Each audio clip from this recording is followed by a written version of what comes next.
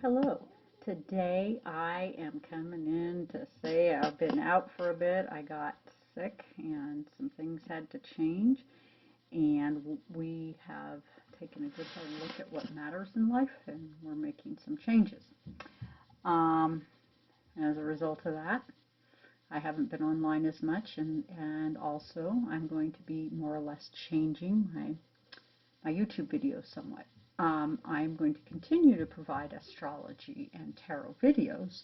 However, I'm going to not focus at all on politics because the subject matter is so personal to me because we are impacted directly by the politics of today. So, and because my body is just not really cooperating with me being in that me doing that kind of work, I'm just going to not do it anymore. So basically, what I'm going to be doing, and I'm very excited about, we are going to be moving to Hawaii, and we are doing this because we feel that we need the grounding, we need the spiritual grounding, and that is the navel of Mother. And uh, although as a rule, I've been to Hawaii a couple different times. I would say that traveling to Hawaii as a tourist is fine, but thinking you're going to live there is a whole nother matter because the prices, the more people buy into it, the higher the prices go, and the more difficult it is for the local people. And so I don't want to make it seem like the fantasy is to move to Hawaii because that isn't why we're moving there. It has absolutely nothing to do with that.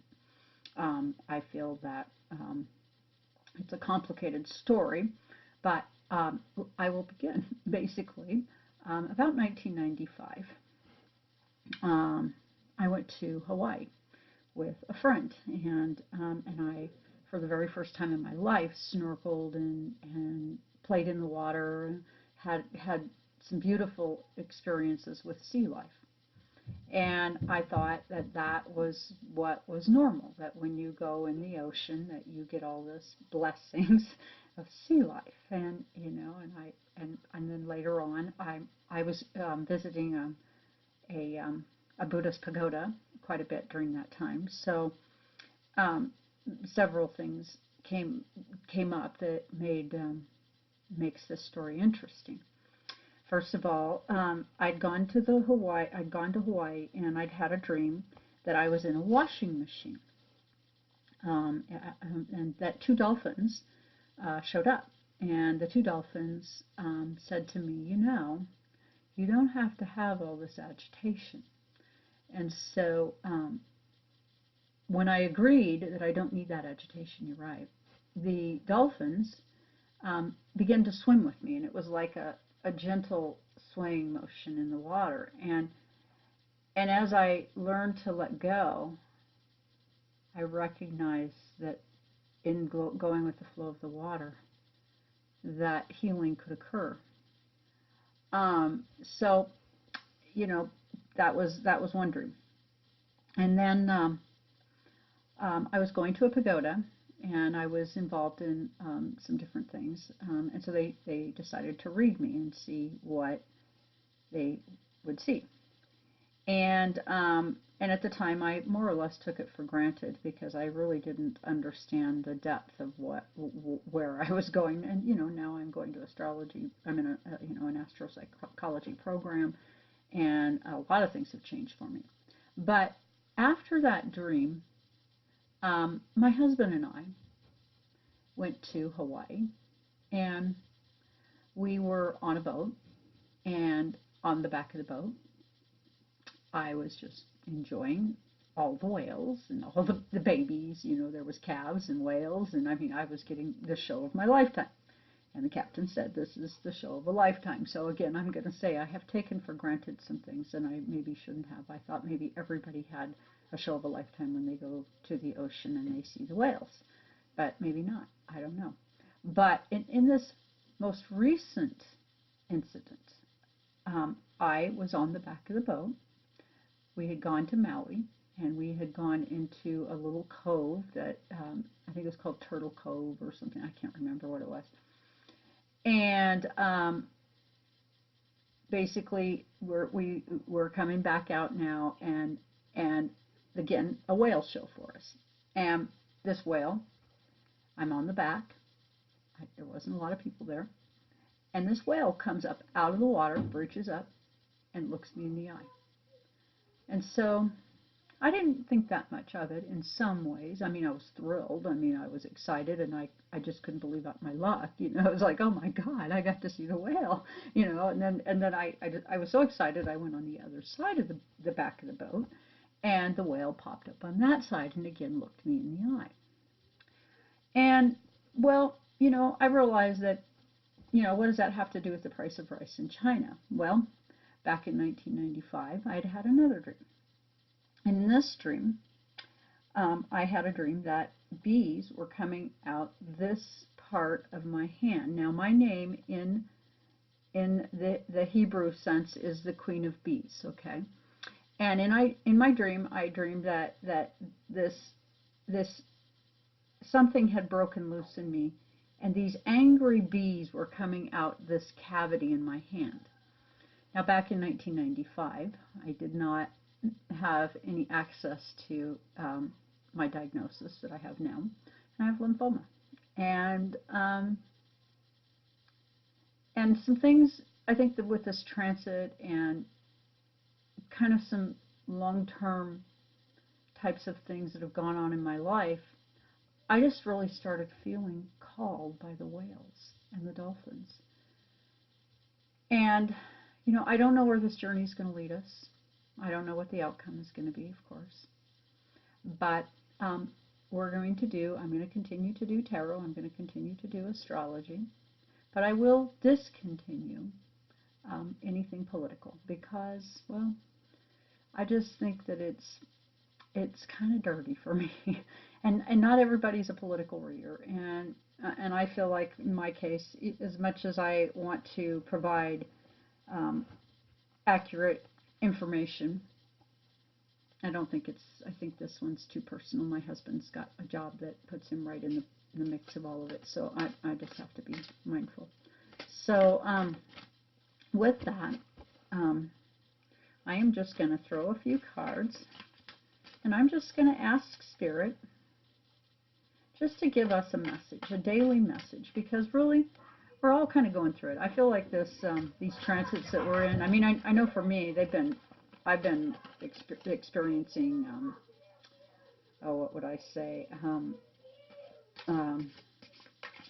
transition as a human, as a soul. That suddenly I realize I don't know very much, and oh my goodness, yeah, I feel like a deep awakening is taking place right now. I mean, I think it's easy to think you're a woke person, but live it and find out how really easy it is, and it's not so easy. Okay, so I'm going to put the laptop down, and we're just going to get just a little bit of a message from the cards. And what would Spirit want us to know at this time? And I'm just going to do a little 5-card reading. And it is Valentine's Day, so maybe it's to take care of your loved ones or something. Who knows? 3, 4, and 5. Just a little. This is the Shadowscape Tarot. And I'll go ahead and cut them 3 times. All right, I think it didn't let me cut. I think I hit something. I just, electronically lately I have been retrograded pretty hard. And I did listen to somebody that I thought was just a fabulous astrologer, numerologist, and she was just saying that, we don't really talk about the retrogrades with the depth, that some people are really into the retrogrades because they were born during the retrograde. And I hadn't really considered that. That is so true. Okay, so the foundation of the reading is the Lovers, being tied to things. And what's interesting is I did a reading earlier and got some things about codependency. Watch your codependency. I think that is kind of the issue of the day, is to pay attention to where are you in the continuum. Okay, we've got the 4 of Wands, some pretty concrete actions taking place. The 4 corners of life, things are being done. Things that should be done are being done, and that's going to be in relation to the Lovers. And then we got the Tower, I do feel that things are going to come crumbling down in some ways because, well, I think our House of Cards is set up on some really, really unclear foundations. So I think that we're going to see some things that way. So I'm going to go ahead and put these kind of up on the laptop. And then we get the Hermit, okay? We're going to have to go into some retreat, okay? And then that kind of, this is my anchor card. So the Lovers is the foundation, right? The Lovers needing to go into retreat due to some action that creates a Tower moment, okay? And then we've got the Ten of Cups, the completion of relationships. You know, it's interesting that we're in a process right now that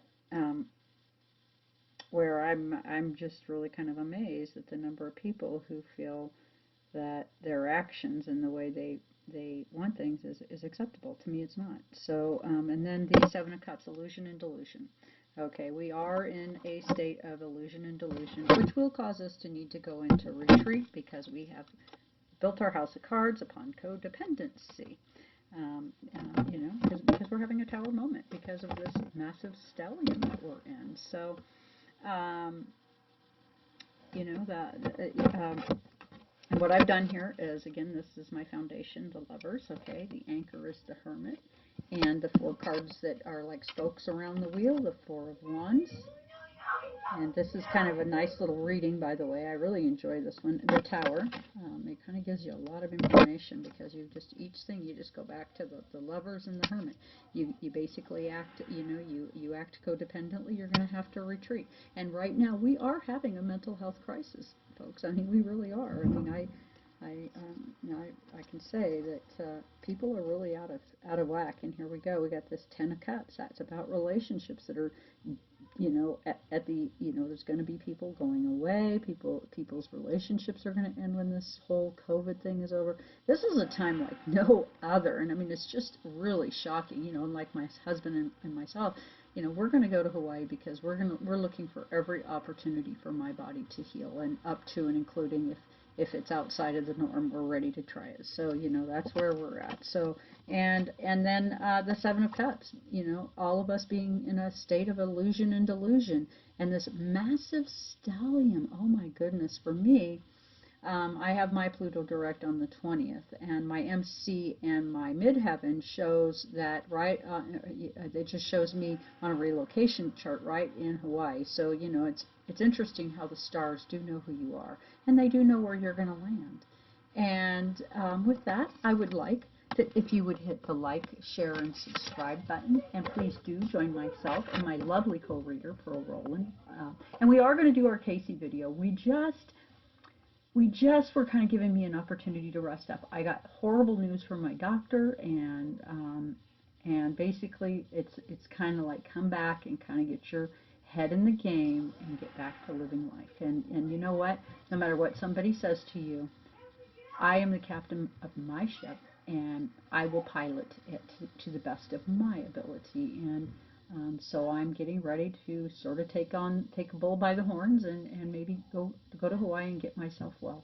And I thank you for joining me here, and I look forward to giving you more of the same from Hawaii. And you know, I'm not sure what shape all of this is going to take, because I can just tell you that my professor read my chart for me, which was, I was just so grateful, because I was just so out of my mind in some ways due to the stellium. And it does show that I go to Hawaii, and it does show that I continue to do this work, and that I'm able to make this work. So I really thank you folks for joining me here, and I look forward to you growing with me and me growing with you. And thank you so much for joining me today.